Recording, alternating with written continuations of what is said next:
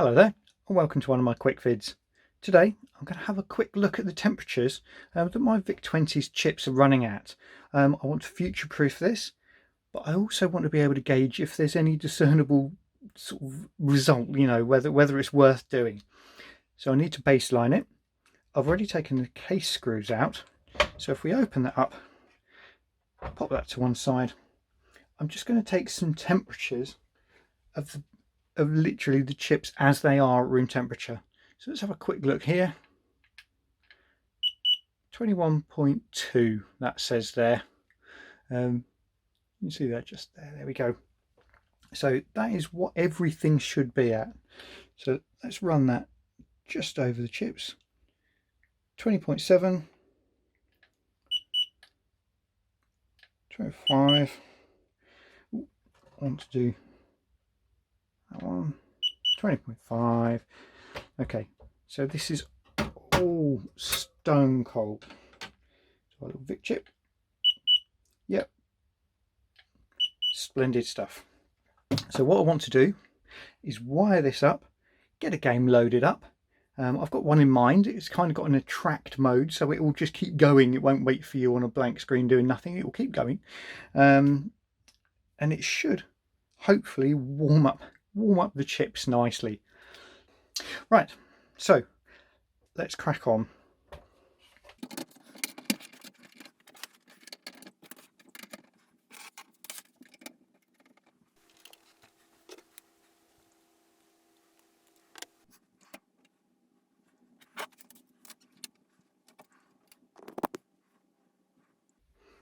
So after a few loading difficulties, I've eventually got the game going, which is great. And yeah, I'm gonna crack on. I'm gonna have a bit of a go. See if I can do better than 0. So we'll see. And let's toast our chips. Let's warm those up a little bit in the process and just see what the regular running temperature is for them.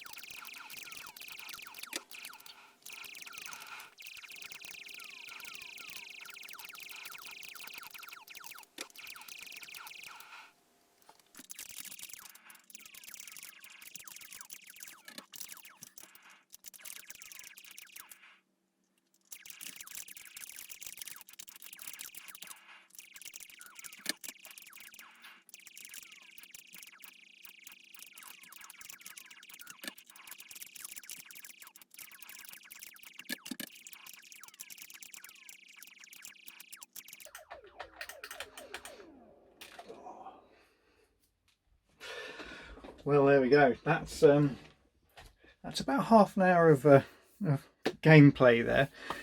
So let's have a look. Let's have a little look and see what the temperatures are like in here. Move the bit of paper that I'm recording these on.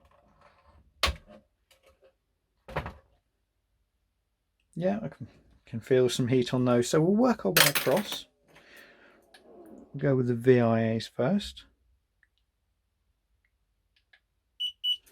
So that's interesting. Let's slowly take that across the top of the chip because it is fluctuating.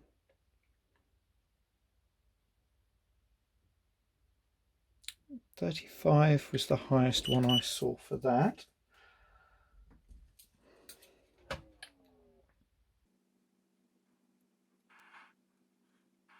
Four, 40 degrees on that one. Let's try in the same place on there. Nope. So that was as high as 40. Let's have a look at our VIC chip. Okay, so 33 was probably about as high as we're getting. All right, let's have a little look at the character ROM. 38 degrees there. It does smell a little warm, I'll be honest. Not too bad. Not too bad. Okay, what's next?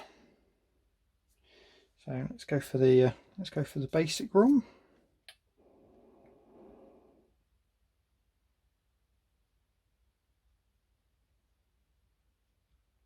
I'm just scanning up and down the chips there to find where they're warmest.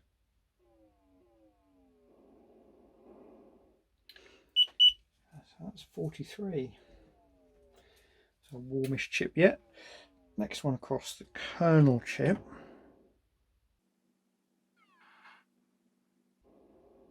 It's 45 on that edge there.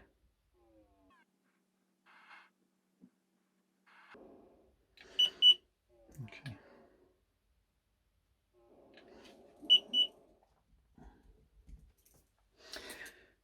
And last but of course by no means least, we've got our 6502 processor there.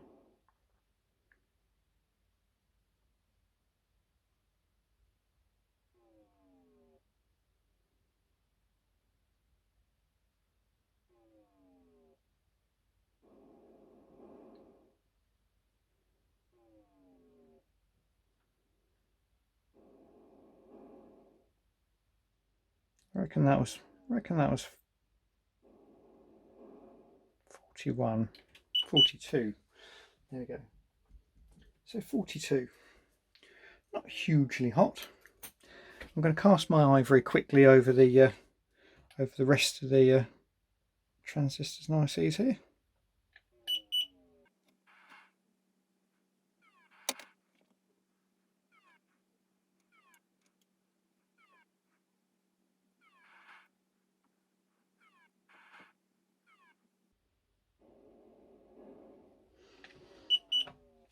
So it looks like 33 degrees C was as high as anything else is getting. So that's good. That's good. That's good. That's fine. So I probably do want to heat sink the two VIAs. The VIC, although it's running quite cool, really. 33 degrees. That's not bad. The character ROM, basic kernel, and of course CPU as well, just to see if we can't take down those temperatures.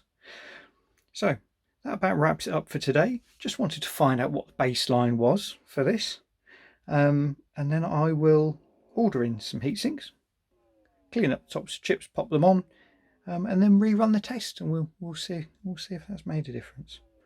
So thank you very much for joining me, and I'll catch you in another video. Bye.